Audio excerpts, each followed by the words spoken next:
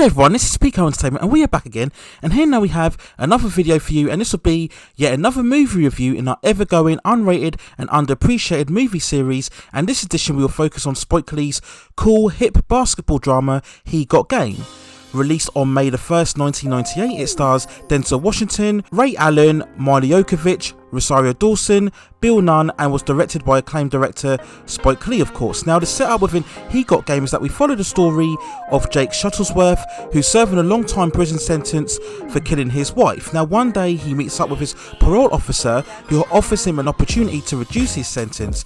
It turns out that the state governor is a massive basketball fan, and the governor wants Jake's son Jesus, who is a top-ranked basketball prospect, to join the big state college. Now, if Jake can manage to convince his son to join the big state college, it may result in him getting an early parole release. The only dilemma here is that he only has 1 week to convince his son to join the big state college. What follows is a story of a father trying to reconnect with his son, mixed in with a prospect who has to deal with the hype and scrutiny and temptations of being the next potential superstar of basketball.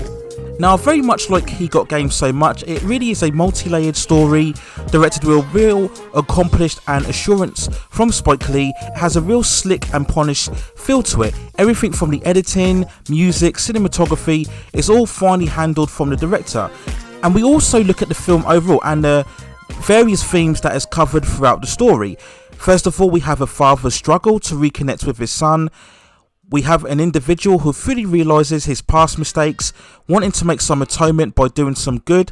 We then focus on the media hype and attention surrounding young athletes, the relentless pressures that they face, balancing their perceived superstar status along with their education, the various pitfalls that can entrap them in terms of celebrity fame, money and power, the tactics and certain underhandedness that we see from certain agents and media in trying to manipulate and coerce these young athletes. The film also touches on certain racial stereotypes and perceptions, certainly very much in terms of women and the attitude that we see in certain scenes, and Spike Lee very much plays on the very subtle references between white women and black women and how they're perceived and their certain attitudes in terms of approaching these young sport athletes. It's yet again another fine film from Spike Lee, showing again how composed and technically sound he is, as well as how accomplished he is at constructing the movie.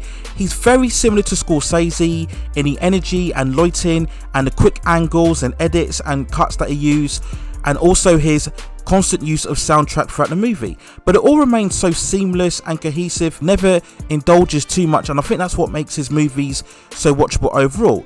If we look throughout the movie, we get a huge multitude of edits of sports footage, basketball players, various montages alike and musical compositions, and it's all weaves in and out so very well. I mentioned Scorsese, but he also shows a very similar trait to Oliver Stone. If you go through Oliver Stone's movie, he too uses a huge amount of intercuts and black and white footage and colour footage seemingly in and out of the film's overall story. And Spike Lee as well is very expertise at making sure that all of these montages don't deter away from the viewing experience.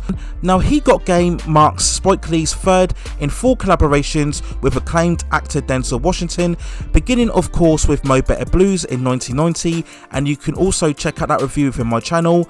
Malcolm X in 1992, He Got Game of course, and later on in 2006 with Inside Man. Now, all 4 movies are very highly impressive, and of course they all involve Denzel, and when we talk about Denzel, what more can we say? We could use so many superlatives.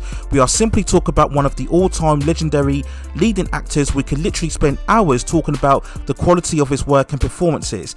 And generally throughout his career, he has of course played the protagonist in so many of his roles, but for me, I think Denzel is at his best when he's playing much more flawed, morally ambiguous and antagonistic characters. If we look at the best examples of this, one of his earlier roles and one of my most favourite films ever, A Soldier Story, early on in his career.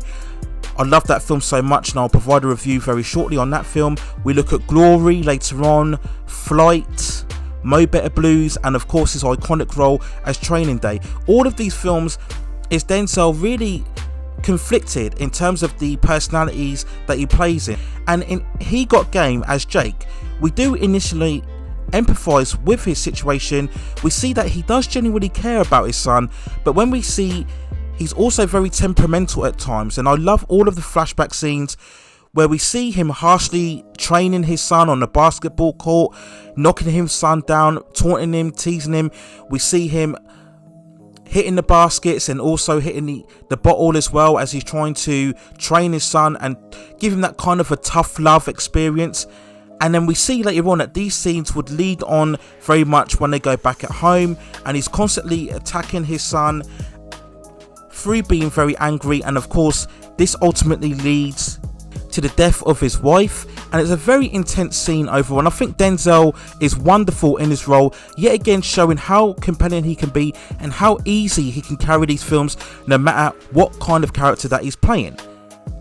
The film does try to build on the redemptive arc within Jake, and we see this very much in the subplot concerning Mila Jovovich, who plays Dakota, who is a prostitute, and we see in early scenes where she's mistreated and getting beaten by her pimp, and Jake tries to help and support Dakota, telling her about his backstory. Now, to be honest, I think this element seems very separate from the main story overall, and we could argue that it could have maybe been taken out of the movie and the movie wouldn't suffer overall, but I think again it was very much intent on trying to show Jake in a much more good light, that he's trying to perform some form of good-natured deeds as well as trying to reconnect with his son. But overall, I think it's a very good performance from Mila Jovovich, reminding us again that she is a good actress because we associate her so much with the Resident Evil franchise, but she does a very good role here, and I like the scenes overall between her and Jake, and there's a heartfelt and sincerity between the two on screen. Of course, the other main integral performance of this film is by Ray Allen as Jesus. Allen himself was actually a professional basketball with an accomplished record, and I think overall he produces a very solid performance on here. Jesus himself is very good-natured. We see he's very loyal into supporting and bringing up his young sister. Yes, he does get teased and indulged into the temptations, where we see scenes of him being shown around certain mansions, and we see him meeting up with certain women alike halfway through the movie. But for the most part, Jesus is a very level-headed character. He's always frustrated because everybody around him is constantly bothering him, asking him where he'll sign, where he'll go next within his career. I do love all of the back and forth scenes between him and Denzel. This is very key to the success of He Got Game at the moment, and I think Allen holds himself up very well in these scenes along with Denzel, so he does a very good performance overall. We have a very good early role for Rosario Dawson, who is Jesus' longtime girlfriend Lala, and in the beginning we see that they are in a long-time relationship, but over the course of the story we very much find out that Lala has her own agendas, and like the majority of people within Jesus' life, she too is very opportunistic and is looking to gain what she can through her association with Jesus. We do get other small star turns from long-time actors who we've seen in previous Spike Lee films. So we see Bill Nunn as Jesus' uncle, who took Jesus and his sister in when his father went to prison, and these are much more of the humorous scenes throughout the movie where he's constantly reminding Jesus that he took them in and he wants to see compensation for himself. Again, going back to that narrative of everybody having their own agendas when it comes to Jesus' life. We have an appearance from John Turturro as one of the college coaches who's looking to persuade Jesus to join them, and this again brings a lot more of the lightheartedness throughout the story. But overall, all of the cast of actors involved do a really good job within the movie. We of course have to talk about the music, which is very well done here by composer Aaron Copland throughout the movie. I will admit there are times when the certain tone of the musical score doesn't quite fit some scenes overall. Spike Lee goes for this much more epic gladiatorial tone of music, very reminiscent of those classic sword and sandals epics that we saw very much through the 60s and 70s. It doesn't always work. There are some sequences that can be a bit prolonged in terms of certain characters. They have these speeches, once again going back to the various edits throughout the film, and I would admit that some scenes could have been trimmed down. The film is about over 2 hours and 10 minutes, and I think maybe 10 to 15 minutes could have been taken off this film. It would have given it maybe a much more of that brisk pace about it overall, but it doesn't really take away too much in terms of the film's overall quality. Now, going back to the music, we all of course have to mention the soundtrack song of the title by Public Enemy. I love this song so much. I can vividly remember when it came back released all this many years ago, and Lee uses it at the beginning of the movie and of course near the end credits as well. Great song by Public Enemy used for the soundtrack. So overall, if I had to give a score for He Got Game, I would give it an 8 out of 10. So when we look at the overall box office release for He Got Game, on a budget of 25 million, it sadly only managed to gross 21.5 million overall, so it didn't even manage to make its money back. So of course it was considered a big flop at the time. So what were the reasons for this? Well, despite being a movie about basketball, He Got Game isn't a typical basket film where we talk about the teams competing in the championship and we follow the typical story of an underdog story, fading at first and then rising to the top overall.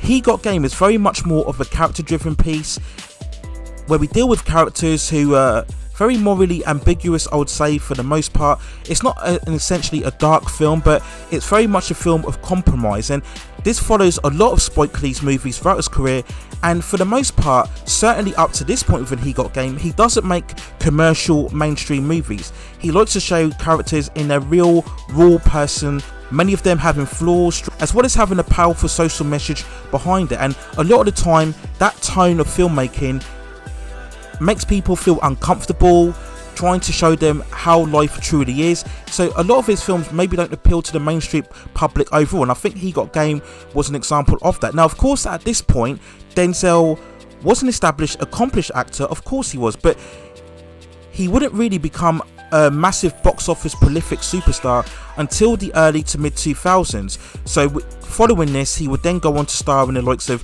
Remember the Titans, John Q, Training Day, Man on Fire, of course, Flight later on as well. So these movies were hugely successful at the box office prior to He Got Game as well. So I think that was another reason why I think if He Got Game made now, then it would be a far more success at the box office. So overall, I think it's a shame because like I said, He Got Game is a very accomplished, it's a very sound basketball drama from Spike Lee.